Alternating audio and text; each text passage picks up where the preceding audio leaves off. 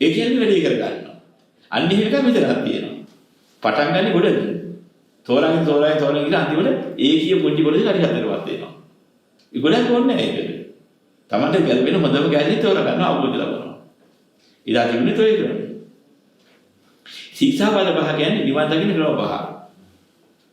ඒක ලෝතර බුදුරජාණන් වහන්සේ දෙන්න වැහිලා තියෙන අනිකාර පද විතරක් තියෙනවා. අනිත් පද ටික රෝගම කරලා රමදි මෙන්න මේකයි ක්‍රමයේ කියලා. විසාකා උපාසිකාවට විසාකෝපසත් සූත්‍රයේ ඒ පහ විග්‍රහ කරලා දුන්නා. ඒක අද සංගුත්තරිකයි තියෙනවා. ඒක අරියෝපසත් සූත්‍රයේ විසාකෝපසත් සූත්‍රයේ ওই සූත්‍ර කීපයක් තියෙනවා. ඔය විදිහට. ඉතින් ඒ ඔකලින් විග්‍රහ කරලා තියෙන ඔය ක්‍රමයටයි. ඉතින් පංච ශික්ෂා කියන්නේ ඒවා. මේ පංචශීල කියන්නේ කිං සීලං, පහන සීලං, වේරමණී සීලං, චේතනා සීලං, සංවර සීලං, අවිධික්කම සීලං. මේ පංචශීල පිළිටන්නේ නිත්‍ය සීලය කියලා කියනවා. නිත්‍ය සීල කියලා කියන්නේ. මොකද නොකැඩෙන සීලයක් තියෙනවා. ඒ කියන්නේ නොපෙළෙන තත්ත්වයක් තියෙනවා සීලේ. විදේතියේ. ඉතින් ඒකෙ වෙන්නේ මොකක් නිසාද? ඒ කියන්නේ ඒක ඒකාන්ත වෙන සීලයක්. අරියකාන්ත සීලය කියලා කියනවා. ආර්යයන් කියන සීලය.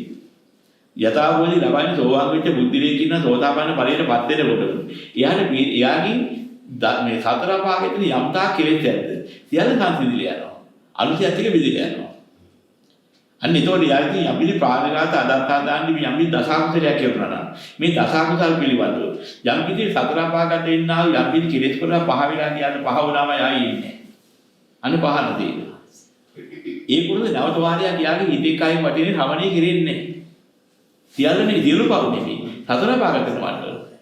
අනේ වේරමණී සීල. මේ සතර පාගත වෙනවට පාප චේතනාවක් හටගන්නේ නැහැ. පාප වේ ගොඩ නැගින්නේ පාප හිත ගොඩ නැගින්නේ. අනේ චේතනාදී. සතර පාගත වෙනවට මේ පාප අසංවරය කවදාවත් සිද්ධ වෙන්නේ නැහැ සෝවාන් විච්ච දැම්පලා. අනේ සංවරතිය. මේක අරිහත්ත්වයට පත් වෙනකන් කවදාවත් කැඩෙන්නේ නැහැ ජීවිතේට කිසි දවසක. අවිධික්කමදී. මෙන්න වාසි. මෙන්න සෝවාන් පුතිලයි වාසි. ඉතින් අද කියන්නේ සෝවාන් පුතිලේ කවදාවත් හත්තු මරන්නේ හොරකම් කරන්නේ කාම වර්ධ හැදෙන මොරු කියන්නේ මත්පැන් බොන්නේ නැහැ කියන එකක් හදායි තියෙනවා. පන්සිල් අඳුරන්න තු සෝවාන් පුතිලේ. අසල සීල කියන්නේ ඒකයි. අන්නේ. මේ පන්සිල් කියන්නේ ඕකයි. පහන වේරමණී චේතනා සංවර අවිධික්කම සීල කියන පන්සිල්.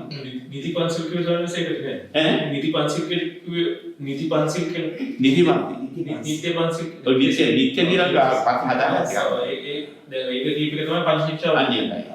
නිත්‍ය කියන්නේ ඉතිරෝ කියන එක නොවැඩ එකක් කියන එක නිත්‍ය කියලා වචනයක් දාගෙන තියෙනවා පස්සේ කාලේ. ඔය නිත්‍ය කියන්නේ සංස්කෘත වචනයන්නේ. අනිත්‍ය